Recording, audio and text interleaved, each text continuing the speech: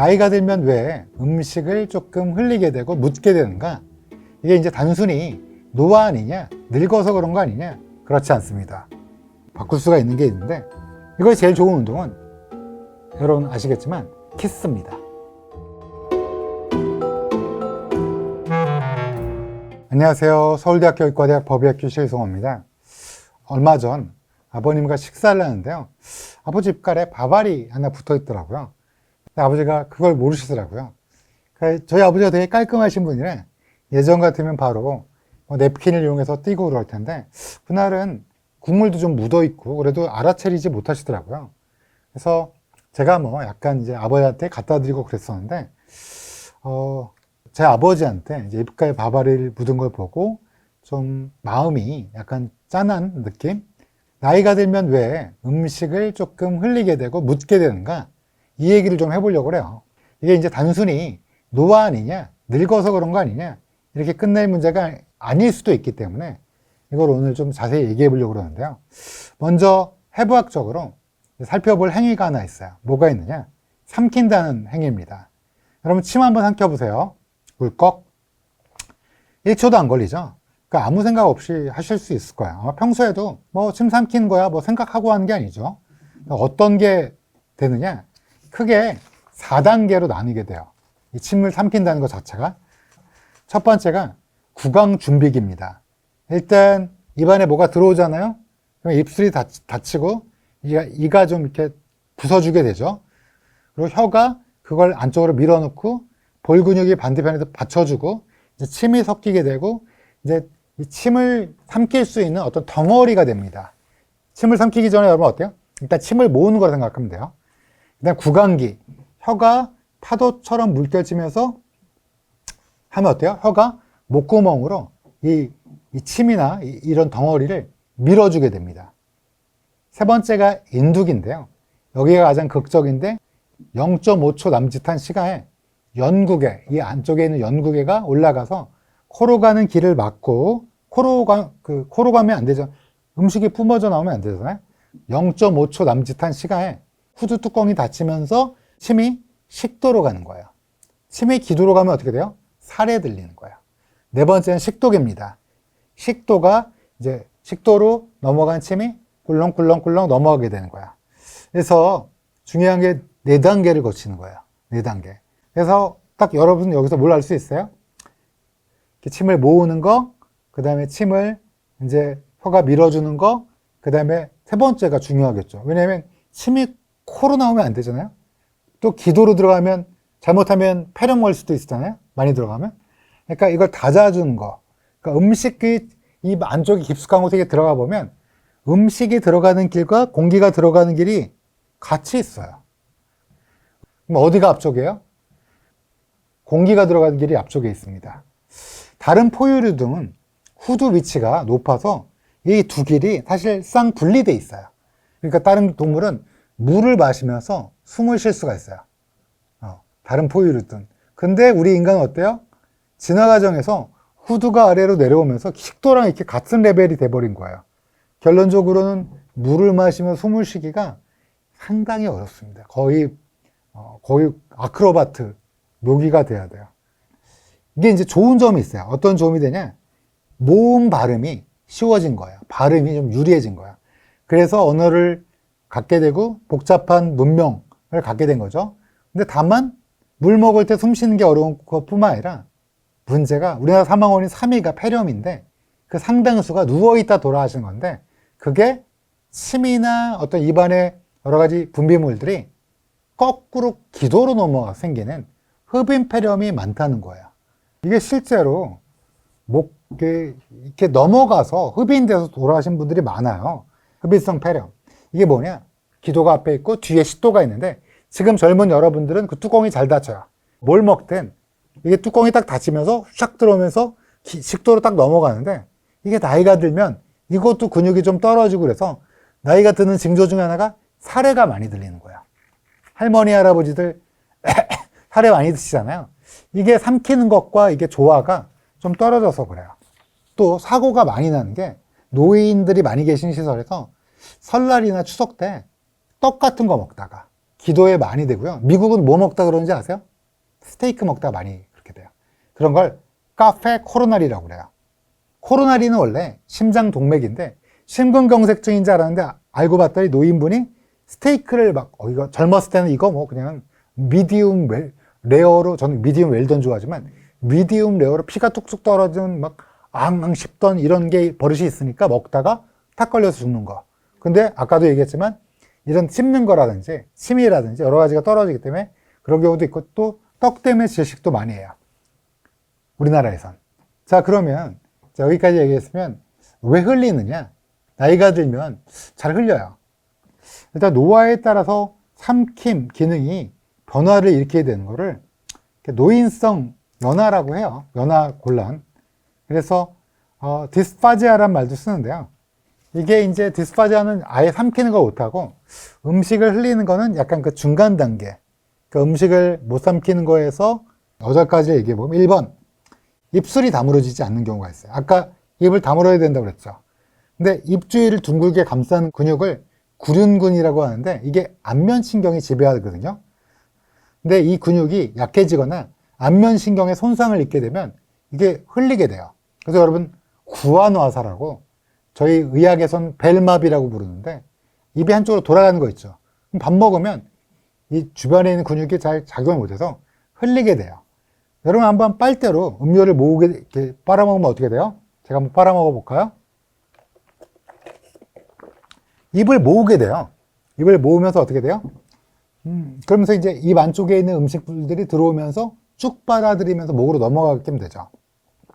또 하나가 입안에서 이제 치아 상실이 되면 흘러내리는 거야. 그렇게 되면 자연스럽게 흘러내릴 수가 있고, 그래서 첫 번째는 뭐다? 입술이 다물어지지 않는 거야. 여기에는 이제 근육과 치아 문제가 있고요. 두 번째는 씹는 근육이, 씹는 힘이 사라지는 거야. 근감소증인데요. 사르코페니아라고, 근육량이 보통 30세를 넘으면 10년마다 3에서 8%, 평균적으로 5% 정도 줄어들거든요. 60세 이후에는 그 속도가 눈에 띄게 빨라져요. 무슨 말이냐? 60세 전에는 잘 안 흘려요. 근데 60이 넘어가면 씹는 근육이 약해지면서 사코페니아가 오면서 이 근육이 약해지면서 좀 흘러내리게 돼요. 그러니까 예를 들면 허벅지 같은데, 그 다음에 이 팔, 이런 것도 어때요? 이런 것도 나이가 들면 할아버지 할머니들이 빠져요. 그래서 어떻게 돼요? 여러분이 40, 50대, 60대라도 어떻게 돼요? 발굽혀펴기도 하고 할 수 있으면 무리하시면 안 되고, 앉았다 일어났다 스쿼트도 하고, 이렇게 제가 하루에 10분 이상씩 하라고 말씀드린 게 그 근육도 그런데 씹는 근육도 약해지기 때문에, 그리고 여기 측두근이란 근육도 약해지면서 그래서 흘리는 거야. 또한 세 번째, 입안이 마르게 돼요. 수분이 있어야지 어떻게 돼요?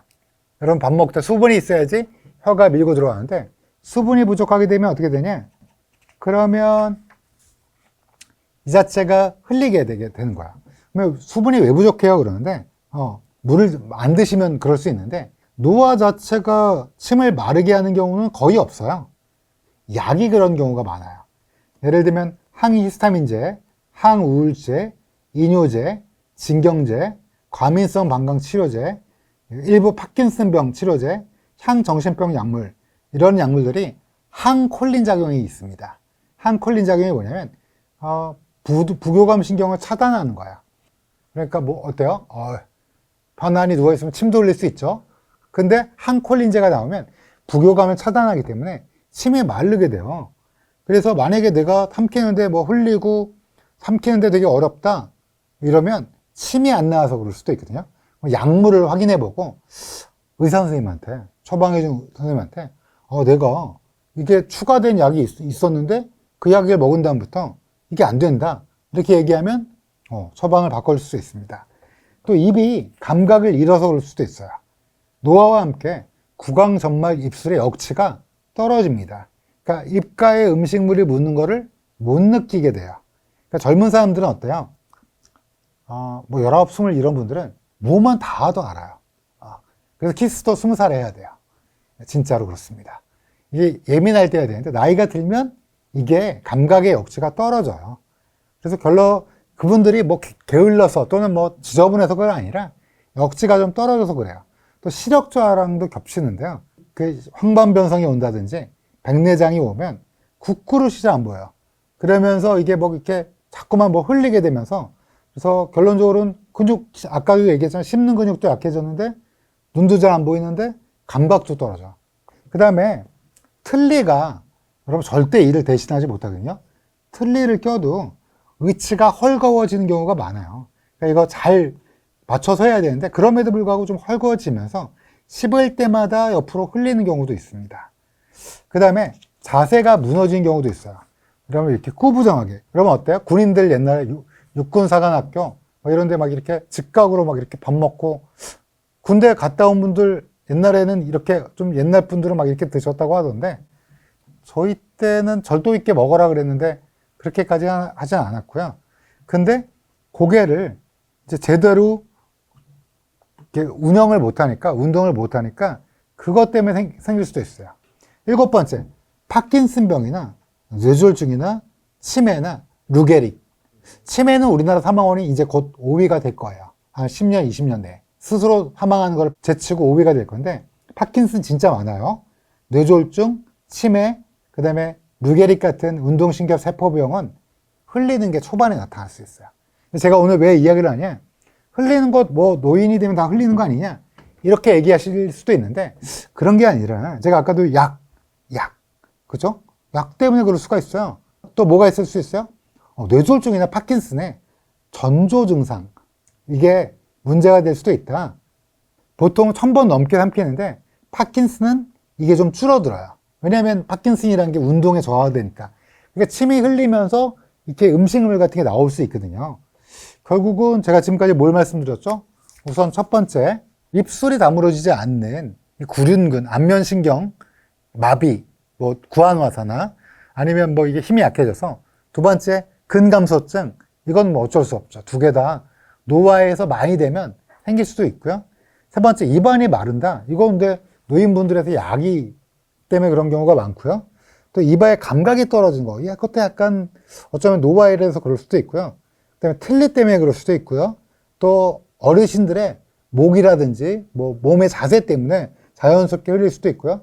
신경계 질환 때문에 그럴 수도 있어요. 그래서 결론적으로는 음식물 흘리는 게 노화일 수도 있고 어떤 질병의 원인일 수도 있고 또 약물일 수도 있어요. 그러면 병원을 방문할 만한 건 뭐냐? 그러니까 이제 어쩔 수 없는 노화도 있잖아요. 그러면 그건 어쩔 수 없지만 한쪽으로 흘린다든지 갑자기 없다가 시작됐다든지 식사 중이나 직후에 기침을 막 갑자기 한다든지 밥 먹자마자 기침한다든지 자주 식사 후 목소리가 하면서 이렇게 변했다든지 식사의 시간이 너무 지나치게 길어졌다든지 체중이 줄었다든지 이러면 씹는 것과 문제가 생겨 있으니 또 흡인과 문제가 생길 가능성이 있으니 의사 선생님을 모셔서 꼭 만나게 해라 이런 거야. 자, 이렇게만 얘기하면 여러분, 자 그러면 어쩔 수 없는 거냐? 우리나라 다 그런 거냐? 그렇지 않습니다. 자세를 바꾸면 이제 조금 바꿀 수가 있는 게 있는데, 엉덩이를 의자 깊숙이 넣고 등을 세우고 발바닥을 바닥에 딱 닿게 한 다음에 그 다음에 침대에서 뭐 드셔야 한다면 상체를 최소 60도 가능하면 90도로 세워서 식사를 하는 거예요. 어떻게? 올바른 자세로. 옛날 군대에서 먹었던 그런 올바른 자세로 식사를 하시는 걸 추천드리고요. 삼킬 때는 턱을 살짝 무의식적으로 당기는 연습을 하십시오. 이거를 친턱이라고 부르는데, 턱을 당기면 후두개 곡이 넓어지면서 기도 입구가 좁아져서 흡인이 되거나 폐렴이 되거나 이럴 가능성이 매우 떨어져요. 그러니까 약간 당기고 올바른 자세로 드시는 게 좋고요. 이건 젊은 사람이나 나이 드신 분이나 식사 후 30분 이내는 눕지 마라. 역류 때문에 문제가 생길 수 있다. 그 다음에 한 입은 작게 먹고 한 번에 하나씩, 그리고 꼭꼭 삼키고 꼭꼭 씹고 삼켜라. 그래서 말하면서 먹지 말라. 옛날 어머니들이 그랬죠. 야, 식사 중에 너무 그렇게 말 많이 하지 마라. 이게 씹는 행위를 하고요.